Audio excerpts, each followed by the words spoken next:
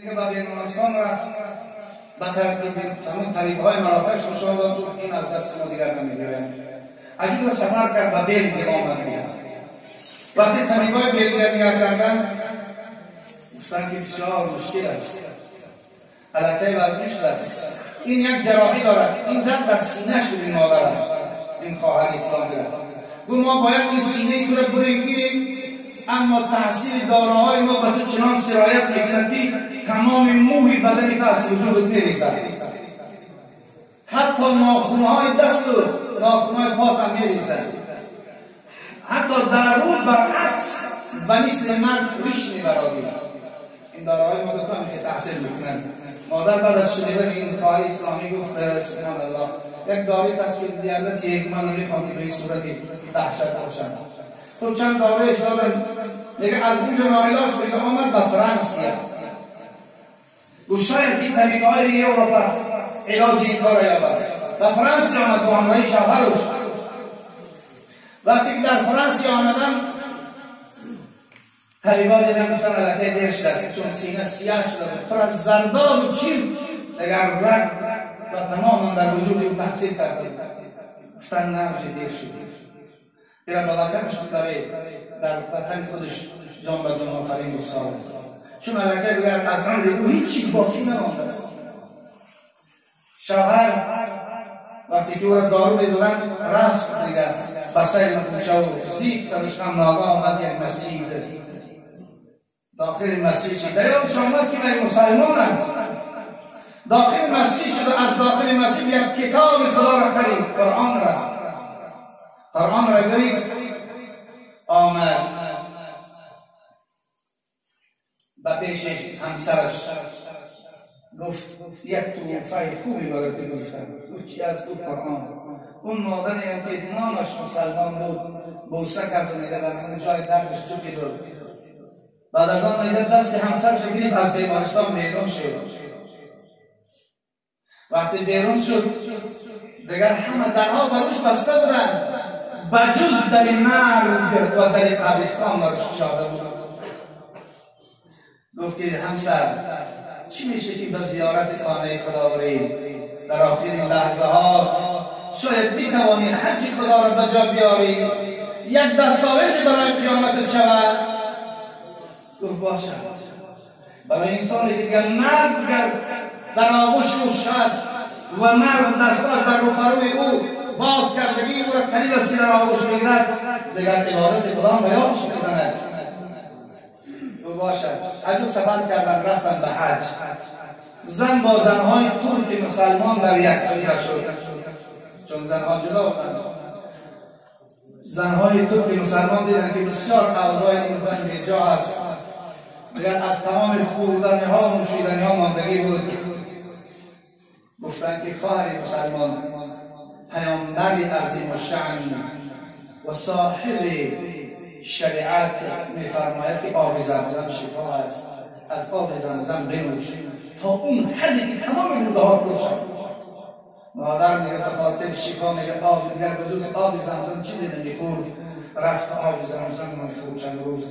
بعد از آن دیدن که کم کم تغییر چهره شد. گفتم خواهر جان از همون آب زمزم گاگا در همون جای درد بمان چون رو بسیار درد میکنه. رو باشه بمان میگه روز اول رفت میگه دستاش تر کرد لرزان ترسان به سوی سینهش میبود چون درد اون قدر بود که حتی تحمل دسترسی نبود. میگه دست میزد آیسته.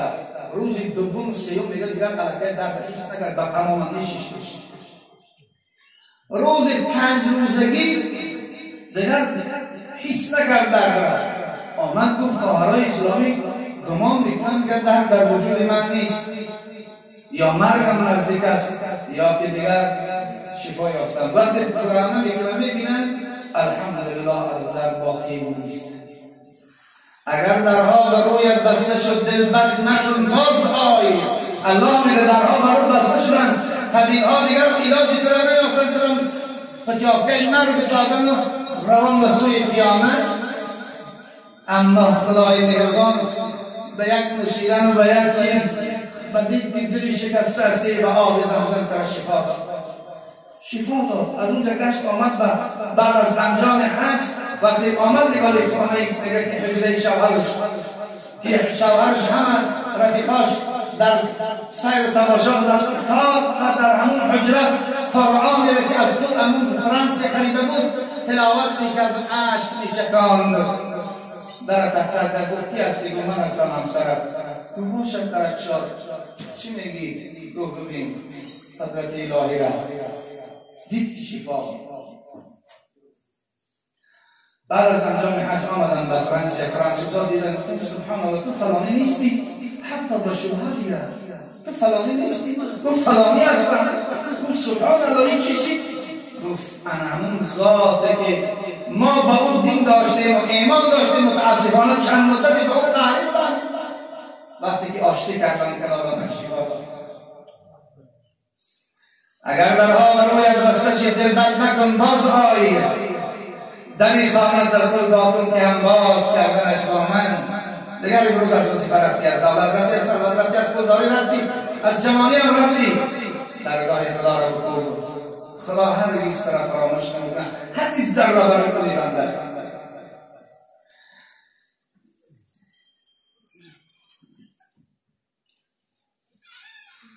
اگر عمری گناه کردی مشو نامید از رحمت تو توبه نامه را بنویس که امضا کردنش با من. عمری گناه کردی امروز هم از روسی توبه کنیم خدا ما را میبخشد. برای همین برادران اسلام باید که ذکر خدا را یکی از صفت مومنون چی بود؟ و اذا ذکر الله وجلت قلوبهم باید ذکر خدا را داشته باشید. البته متاسفانه در حال ذکر یک صحبت فلانی هم داریم خداوند اگر با روز خدا برسونیم اگر خدا فرصت بده انشاءالله صحبت می‌کنیم. تقدیرات خدا است که بعد چند دقیقه چی بشه به جز خدا کسی نمی‌داند. البته خداوند در حدیث قدسی خود می‌فرماید که یعنی خداوند هر روز چند مرتبه می‌خواهد که داخل دل مسلمان و مؤمن شود، اما امروز دلها را اونقدر از محبت دنیا و چیز دنیا پر کرده که دیگر برای خدا جا نیست. محبت امر دولانی، محبت قصرها، محبت ماشینها، محبت وظیفه‌ها، محبت پولداری‌ها، محبت لباسها دیگر برای خدا جا نمی‌گیرد. اذا ذکر الله وجلت قلوبهم. برای همین بزرگ خدا میگه زیرا بر باغ و بستان‌ها به چشم سرد نگاهتون درختان مدعو گویند که اون محبوب بر حق است.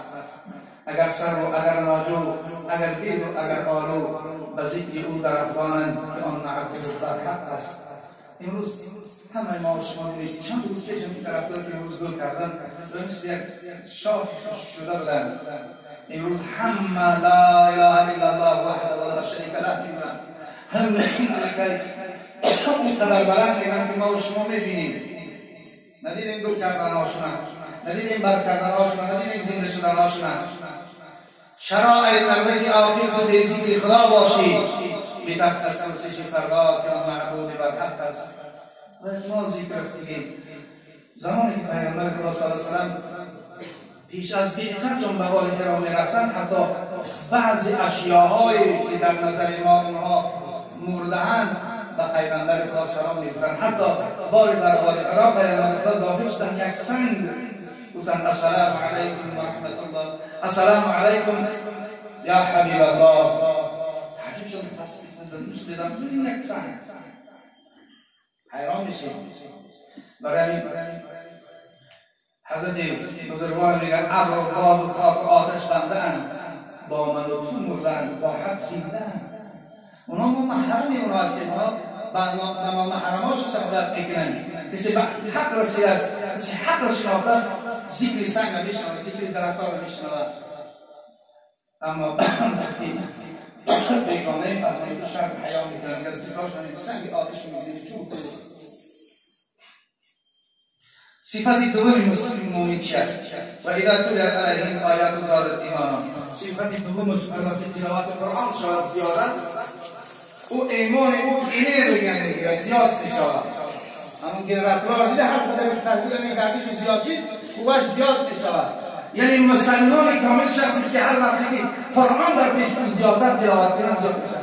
میبینید امروز بعضی‌ها در نماز دعا میشنن نماز میخونن همون جایی که قرآن بخونن شاید جور خند دیگه فرصت تحمل گوش کردن قرآن ندارم میخوام میرم ولی من یک حکایت یادم آمد این چند سال پیش بود یک پسرچم آمد یک روز موقتا گفت که دیدم که بسیار اوضاعش ناجا است گفت که بابا نماز عصر در قرآن را خواندم اوضاع ناجا شد گفتم چی؟ دو وقت در آمدم امام روز دیگار بعد از نماز عصر سوره انبر خواندم خوب شدم بگاه گفتیم عجیبش این دو یک موسیقی بلند شد دیگر وقتی قرآن خوانی نداری فلان کنار رفته است بسش کنید از برای خدا وقتی من اون را شنیدم گفتم سبحان الله موسیقی اونی که امروز تمام پیام و سلام ملک الموت در وجودش هست دست دیگر وقتی قرآن خوانی نمی‌شنید امروز هم این جای تعجب نیست فقط در اکثر مسجدها روز بیگاه جمعه در نماز بامداد یاسین میخوانند در گفتن تبارک همون روز یا بعضی‌ها نمیرن یا رب هم پیش از همون دعا میکنند بعضیش مافار چون میدن ایسته و دیگر سکاو میکرد دیگر طاقت گوش کردن قرآن را نداریم اما خدا چی میگه؟ مومن کامل کسی است که هر وقت که آیه قرآن را تلاوت میکنند ایمان او انکشاف می‌یابد زیاد می‌شود شوق و رغبت او نسبت به کلام خدا زیاد می‌شود این است مومن در پی اصلاح باشیم برادر عزیز شما ببینید که راهبر شریعت ما و شما حضرت عبدالله ابن مسعود روایت می‌کنند میگه که من در محضر رسول الله صلی الله علیه و سلم بودم که حضرت گفتند اقرأ علی القرآن برای من قرآن را بخوان گفتن یا رسول الله کیف اقرأ علیک و علیک انزل من چگونه در پیش تو کلام پاک الله را بخوانم که این قرآن به تو نازل شده است حضرت چی گفتن انی احب ان اسمع من غیری من با وجودی که خودم قرآن را هر روز چند مراتب میخوانم با دوست میدارم کسی برای من بخواند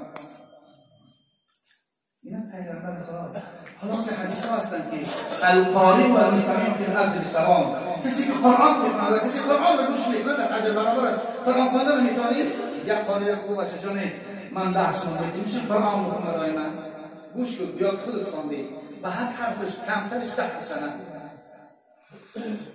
دیگر دلها را تمیز کنید آیا دلها را باید خیلی که آبادش میکنی آخیر با همین امروز فرمان رفته امام بازاری خاطر حضرت عبدالله بن مسعود میگه که سر کردم سوره نساء را از اولش خواندم رسیدم به آیه 41 سوره قرآن اعوذ بالله من الشیطان الرجیم فكيف اذا جئنا من كل امه بشهيد وجئنا بك على هؤلاء شهيدا صدق الله العظیم وقتی این آیه را تلاوت کردم دست مبارک رسول الله بزانم زد گفت بس گفت چشمان را نگاه کنم بلند کنم از قرآن ببینم پیامبر خدا اینقدر میگریست که پیش مبارک شرح شد چون این آیت میگه که من برای هر امت همون پیغمبراش در روز قیامت شهادتی میتیم که ای محمد برای همه کافرین بر کفرشان و منافقین و فسقشان و مسلمانان را به ایمانش در روز قیامت شهادت میدی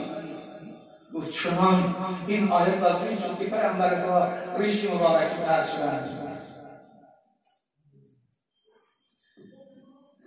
ولی نماند آن تاب و تب در خون نالش نروید لاله از کشتی خرابش نیامی تهی چون کیسه او بکاق خانه ویران کتابش قرآن را آوردن اینجا پر هستن کی خوان من باری ندارم کردم کسی قرآن ها در غلافات زدگی دیگر در پیش طاقات پر از چنگ کی قرآن خواندیم شما یک بار بیاد بیاره که پیشینه ما چی بودن هر شخص هر یک موی سفید می آمد وظیفه داشت که باید چند برکه از قرآن بخواند نمیتونی خواند شاید نمیتونی قرآن را گوش کن نگه کن گوشش کن باز میگم یک قاری را بخواند برای تو گوش کن امروز دیگر قرآن در یک وجه چند باراش گرفته است. یک زن حکایه کرد به من، ما راستش او حاجی بیبی بود، گفت که یک چند سال پیش به حج رفته بودن. وقتی به حج رفتیم گفت دیگر تمام مردم وقتی به مدینه آمدیم، واقع در مدینه بود، وقتی به مدینه منوره رسیدیم تمام مردم در مسجد نبوی سیاه و سفید و زنگی و چی میرفتن قرآن میگیرن میشینن میخوانن و جز مردمی تاجیک توت میشینن. چی گرفتی؟ چی خریدی؟ اینجا یافتی؟ تو برای جاش پگرشون که دیگر گفت نیست. در مسجد نبوی سبحان الله خدا 70 سال بزرگای ما گرستن نامیدن، شوروی نگذاشت که اونها با زیارت بکنند. امروز خداوند این نعمت به من تو داده است، آیا با هم در قدرش میکنی؟ بچه بیچاره شب و روز خواب نرفت در وصیت که پدر حج رایی کنه، در حج مال جمع میکنه. آیا مال در بازارای ما نیست؟ میگه نگاه کردم که هم با میلیون مردم میوارن نگاه میکنم سبحان الله قرآن میگفتن. من میگه از ایزان میگه مادر من قرآن نمیکنم، قرآن باید از گرفتن. قرآن را متاسفانه چپه گرفتن، من نمیتونستمش خوندن. گرفتن که گویم که همین گروه قرآن خوان دارن، قرآن در دست چپه. میگم میگم دیگران میگن گو مرا نمیگم گویا برای تجیبتر بشن، من نمیتونم برای چی. بعد یکی میگه از فارسا خیست اومد و خواهر قرآن درست تفاصیل گفتم شرمنده بوده، این باید برای شرمنده تر شد. این رو به من گفت حاجی عزیز اگر نمیتونید قرآن خوان رسید کنید در خانه خدا، میتونید کسای قرآن بگیرید و مگه مردم قرآن بخونید. مردم های دیگر در امروز ختم ندارن در پیش از معرکاش، ما مردمی تاجیک داریم. برای چی؟ یک روز یک عرب آمد مهمان مشتیم بود این چی حکومت گفته راهی مردم نماش قرآن خوندن نمیتونن، ما داریم در همون تویشو ختمش قرآنشو میگیرید پولش نمیگیرید. آرنگ شما نیستن که برای مردم در یه هر روز میرن در مسجد نه کمتر از 2 پارا میخوانند، 5 بار در یک روز 5 بار 10 بار در 3 روز یک بار قرآن میخونش که پستر میخوانند. این ما در 1 سال 2 سال قرآن در پیش دیگه چند دیگه تازه شد. من دروغ میگم. این معجزه پاک عربی حقا برای حیات جاودان میباشد. همین قرآن بود که حیات صحابه های پیغمبر خدا را تغییر داد. شما میدونید که مردم عرب چی اخلاق بد داشتن. ولی یک حکایت اگر میزنم من دیگه شب نوشتمش باز به خاطر چی شدن این چون این رو من تماشا کردم چندین سال پیش یکی از انسان‌هایی که در لندن کیستینیوس میتونید امروز اینترنت بزنید میبراید، من شب زدم تحقیق قاریه برامه کیستینیوس یکی از حافظهای مشهور سال 1977 در تمام جهان کفر هر شیسی یکی میده بود این آدم یک ارتیست یک چی میداد مثل کنسرت میداد، تمام بایه های دنیا در اوج شرکت میکردن، صفحای اول از $1,000,000 هم بلند میرسید. حتی خودش قیصه کرد من لیست داشتن این را که تماشا کردن. من دیگه 15 سال پیشتر بود، 15 سال پیش دیگه که دخترهای زیباترین دنیا به خاطر که من با اونها زینا کنم 2 سال 3 سال آب شرط ایستادم. همین انسان میگه که من به بیماری سپید گرفتار شدم. میگه بار یک روز گفتم خدای اگر وقتی من برم طبیب خانم بودم اگر شفا که من دست به دامان تو میزنم خیلی دیگه این کار شفا شد بیرون بر آمدم باز حافظی را سر کردم و کلیسه ها میرفتم حتی به یروشلم رفتم به جای مقدسات مسیحی ها و یهودی ها. میگه دیدم از اون چیز لذت نمیبرد. میگه یک روز 31 دکتر یک حافظی کلام دارم یک دوستی داشت نگاه دوست ما میگه عادتا حافظا خیش اقرباش و دوستاشون چیپته بیپل می‌زنن. میگه من برای دوست میگه در اون جای اول یک چیپته دادم اون دوست برای من خیلی عزیز بود. میگه وقتی که به من تحفه دادم کسی کتاب و کسی نمیدونه و کسی چیز میگه این دوستم به من یک کتاب تقدیم کرد چون این برای من عزیز بود. در همون چی دیدن کردن که کتاب او مؤلف نداره.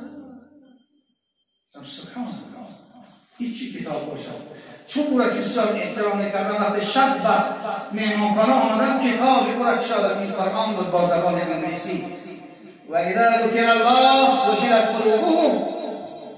وقتی که هر ورق قرآن رو میخواندم شوق من رغبت من به این کلام زیاد میشد. همون شب رسیدم در سوره یوسف دست بر دست می‌دم لا اله الا الله محمد رسول الله مسلمان شدم. ببینید سحر وقتی که آمدم تمامی اسباب‌های موسیقی خودم که در قبطشان و نسبی و بعد چند میلیون مثل الله تمام اما بعد پیش از اون بدبخت بود بعد از آن مسلمان شدم. امروز هستم که یاد نسیه‌هاش و پادشاهاش رو می‌فروشم قیمت رو هر چیزی داشتم فروختم. در پایتخت لندن یک مسجد بنیاد کردم. بعد از مسلمان شدن تحقیرها دیگر فشارها بالای من زیاد شد. تمام دولتدارا گفتن ای تو آبروی ما بردی، تو آبروی ما بودی، تو چرا مسلمان شدی؟ مسلمان شدی هیچ پایلش ندیدی؟ با تو چیزی همه رفتی. اگر هر چیزی یه جا از دست تنبایی را درد نباشد نابود نکنی. اولیش به همسرم مسلمان شد. بعد از آن قدر و مدفل است همین انسان مسلمان شد. از روی چی؟ از روی خواندن یک مراتب قرآن. ما در روح همون هم میخونیم، در تویامون هم میخونیم، در همه معرکان و قرآن میخونیم، در جمعه میخونیم، در پنج نماز قرآن در دل ما جا نکرد، رحمه نکردن نکرد است. محبت دنیا در دل ما بیشتر جا خدا هدایت میکنه. خدا در دل محبت قرآن را جا کنه. برای همین قرآن شاعر عرب چی میگه چی نظری خدا؟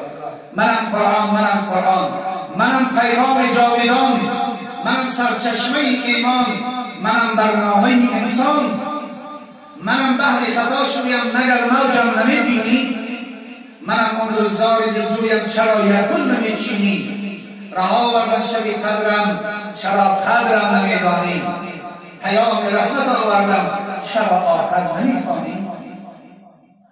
این هر یک کلمش یک ساعت ترجمه دارم و علی ربهم یتوکلون.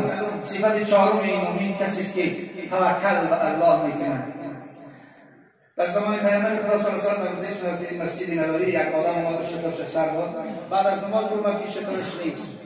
یک توکل به خدا تو برا حضرت گفت با آواز بلند بر توکل زانوش دور بلند. حالا با زانوش بیشتر نمی‌بسی به توکل به خدا میگی. در این خونه درس میکنی بعد توکل به خدا میکنی. کوی نمیگی که توکل به خدا. خدا باز داره. برای اول در خونه درس میکنی بعد توکل به خدا میکنی. اول میخیزی محنت کنی سر کار بری بعد توکل فیض و برکت رسول الله میاد. حضرت انس روایت میکنه که محمد رسول اکرم صلی الله علیه و آله وقتی از در کوچه بودیم دیدیم که در بالای یک درخت یک مرغ میگن نالکش در یک درخت میزد. حضرت میگه تماشا کن چه عجیب باشه. گفت که همون مرغ کور است، همون پرنده کور است. اون چی میگه؟ میگه خدایا تو مرا از بهترین نعمت دیدار محروم کردی، رزق من کجاست؟ میگه هم در گفت که یک پرنده پرید آمد پیش شد، میگن در دهان این نگاه یک کلمه کمان پرید رفت. با نگاه کردن که میگم پرنده موشه زد. باز چی میگه؟ باز شکر میکنه. گفت نه شکرانه میکنه خدایا شکر به همون ذات تو از این نعمت بینایی مرا محروم کرده اما از نعمت دیگر باز خود به من میاد. ببین حضرت چی میگه؟ بر توکل در بود پیروزیت حقیت مانند مرغان روزیت. نه توکل حلال داریم نه کاری خوب داریم. تو اخیرون صفتش چه؟ اخیرون صفتش الذین یقیمون الصلاة.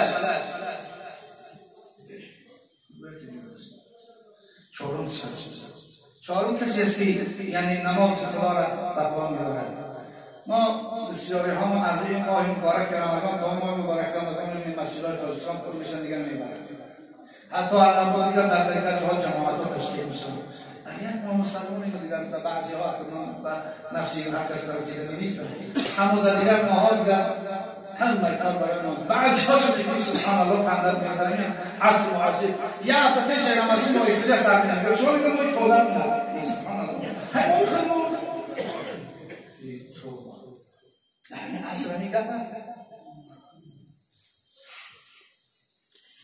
خداوند وقتی که در روز قیامت اهل بیشتر شما را به اونهایی که نماز می‌خوانند امروز وقتی یک گفتگو میکنند شما با آنها سوال میکنید ما سلککم فی سقر آدم جورت بود چرا امروز تو دوزخی چرا تو قدیما بودی؟ تو مسلمان بودی، نکاح مسلمانی کردی، توی کردی، ختم کردی، دامنها رو فریاد کردی، تو خدایی کردی آچار باباتا، تو در همه مملکت قرآن میخونم خوبی. چرا تو زدی؟ چی میگن؟ قالوا لم نكن من المصلين. من از گروه نمازخوانان بودم. تو نماز میرفتی من خوراکی میدم خیلی کارت کنم، خیلی فلان کار نکنم من میام. برای اینکه من در دوزخ متوجهش صفت پنجم مومن چی کس است؟ و می مرزت ناهمی فکرون کسی است که در راه خدا نفاق میکنه، در راه خدا نفاق میکنه، یعنی خیر احسان میکنه. نمیدونم من این مثال رو شما آوردم یا نه، اگه تکرارم شده خوب میکنم ندارم. حضرت ابو طلحه انصاری را روایت میکنن که یک روز پیغمبر خدا صلی الله علیه و آله ایستاده بود، یک جوان با محضر رسول الله صلی الله علیه و آله تشریف آوردن. گفتن یا رسول الله من یک جوان یتیم هستم، از پدرم محروم شدم، اما از پدر بزرگوارم یک باغ به من میراث مونده است. میخوام که اون باغ گندک شما کنم چون گویا دیگر همه باغ بسمندهای مردم در مدار رفته سالیان تا او باغ مایه رسل زمانی ما و مادری عزیز و یتیمک‌های پدرم باشد. اما وقتی میخوام بسکنم یک درخت یک همسایه در درون باغ ما من رفتم به همسایه گفتم یا همین درخت فروش یا هدیهش کن. نه هدیهش میده نه میفروشد. من دیوار کردن نمیتونم چون در این باغ ما درختی بود. حضرت میگه کسی به روان کرد که فیرادش کنیم فلان میگه فیرادش کردن. گفت که این یتیم چی میگه؟ تو راست میگه. خیلی گفت بچم فروشم درخت آفی یا هدیهش نگه که خیلی فروش نه هدیهش کنیم نمیفروشم. پیامبر خدا گفت که به من فروش در بدل درخت در جنت، به من فروش در بدل درخت در جنت. شما فکر نکنید خیلی احسانهایی که شما میکنید همش هوایی هستند. نه اونها را پیش از آنی که خیر کرده شما الان در دست الله دارید. حضرت عایشه صدیقه تنگیر خیر میکنم میشیشتمش میگفتم چرا؟ میگو پیش از آنی که به یتیم برسه به دست الله برسه. دیگر این انسان بی سعادت ببینید دیگر حضرت طلحه گفت یا رسول الله من همون درخت دارم. گفت که باقی من درخت داری؟ گفت که ندارد، بزرگترین باغ بود در درون آبی صافی. گفت که پیامبر خدا خوشش می آمد طهارت کردن در اونجا میرفت در اون آب طهارت میکرد چون آبی صافی زیبا داشت، باغی زیبا بود. گفت همون باغ به هم یک درخت فروخت بود. اون مسخره میکنه وجود در حضور پیغمبر خدا جای مسخره بازی است. فروختمش بگید اونجا اون بخشیدمش اون باغ برای درخت اون درخت سینو جوان بود به تو بخشیدمش. پیامبر خدا گفت همون درخت میشه به من میدی؟ گفت نه. گفت چرا؟